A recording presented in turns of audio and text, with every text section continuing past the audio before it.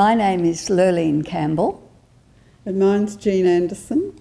And I'm Don Campbell, and we're all members of a group in the Gold Coast North Anglican parish, which we call PATSIMAC, which stands for Prayer for Aboriginal and Torres Strait Islanders Ministries and Concerns. And this group's been meeting for about 10 years now.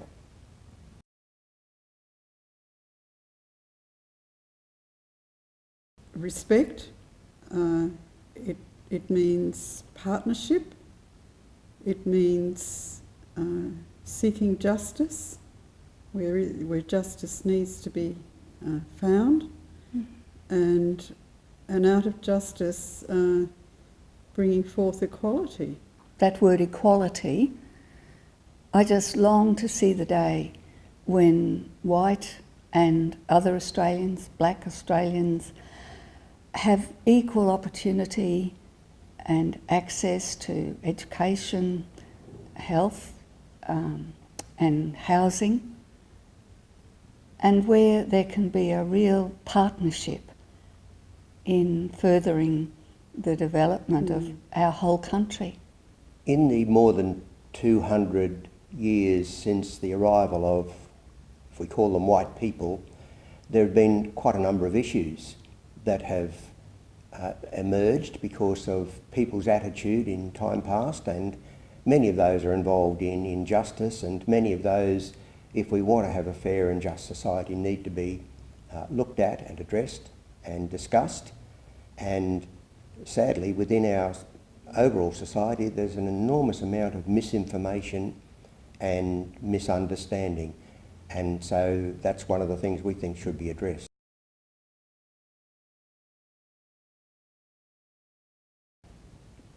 PATSIMAC started 10 years ago, and our first aim was just to meet to pray for these issues that were on all our hearts. When I say all our hearts, there were only about 5 of us, and it's still a very small group.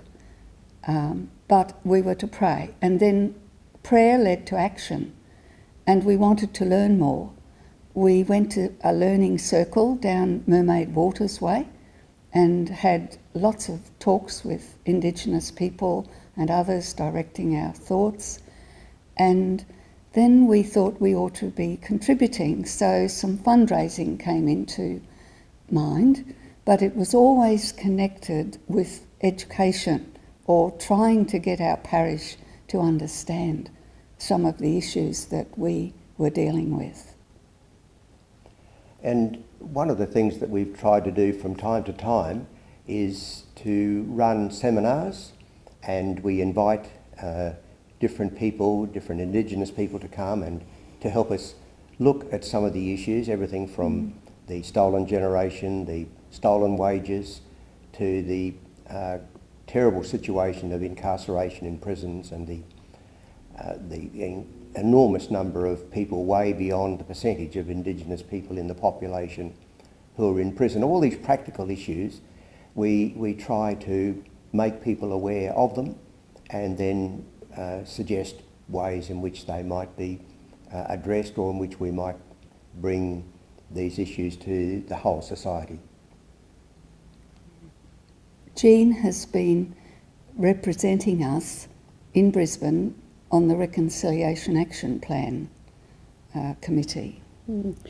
It's really important, I think, for PATSIMAC to have representation there, because it's where you become familiar. I mean, I'm only been on the PATSIMAC group for a couple of years, and it's, to me, an important venue for finding out what other people are doing, finding guidance in the kind of things that we should be thinking about, and making a contribution to the achievement of the plan on a wider scale than the one that we're able to meet within our, as Lurleen said, small group. Even though our group is small, we have had marvellous support from our parish in giving and helping in other ways.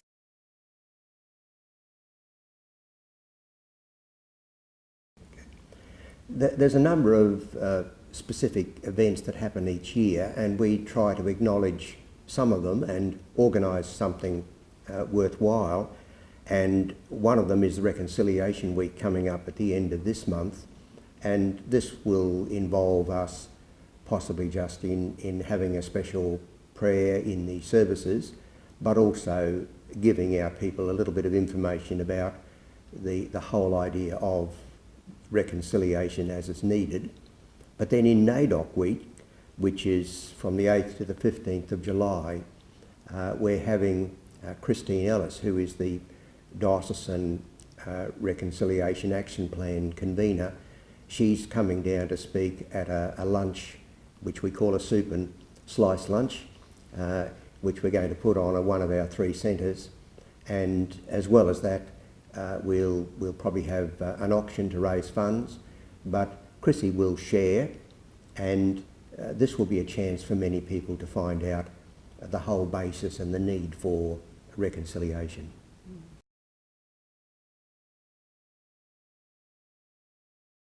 Where this group started off was with the power of prayer, and I think that's always a good place to start.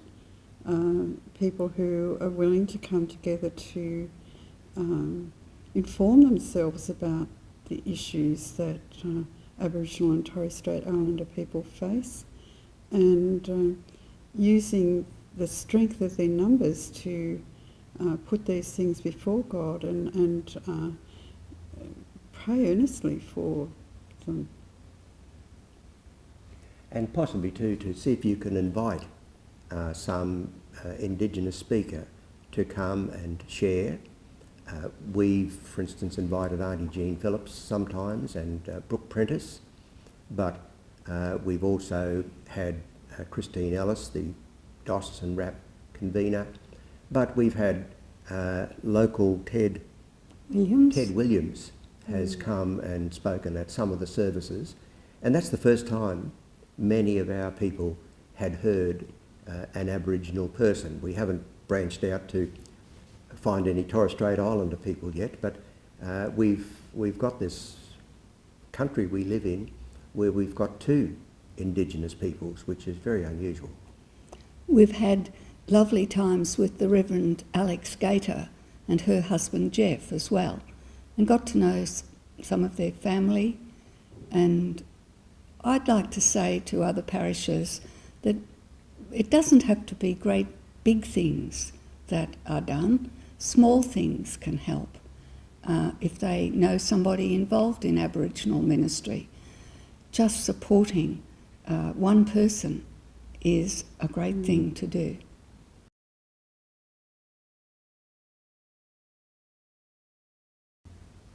Well, I think reconciliation is one of our main businesses, and the Christian Church, who has been reconciled, and the Anglican Church of South Queensland, and we've been reconciled with God through Jesus. We have a great pattern there to reconcile with brothers and sisters, and to show them and to share God's love. Not just to show them God's love, but to share, because we get so much more back from our Aboriginal friends than we give.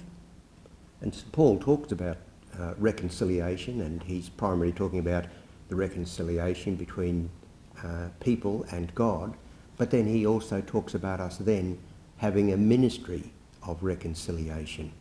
And this is very important, that we do be concerned for people in other people and all the difficulties that they might be facing.